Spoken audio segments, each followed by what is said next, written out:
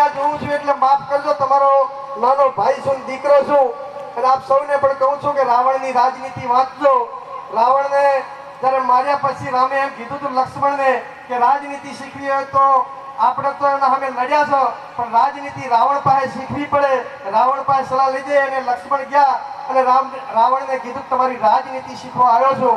ત્યારે કીધું કે મારા તો ઘણું બધું બાકી છે, પરંતુ હું જો રામના હાથે ના મળું તો સ્વર્ગમાં ના જઉં, એના માટે મેં સર્જન કર્યું હતું. પણ વિભીષણને જો તમારી પાસે ના મૂકું તો મારી લંકાની ગાદીમાં રામ રાજ કરતા હોત. એટલે મારી એ રાજનીતિ હતી કે મારા મોત પછી મારી લંકાની ગાદી પર મારો માજ આવ્યો વિભીષણ બેહે, અને જેના કારણે મેં વિભીષણને મૂક્યો હતો.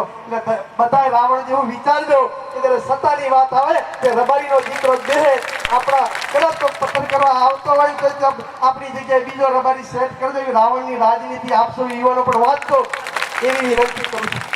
સમાજ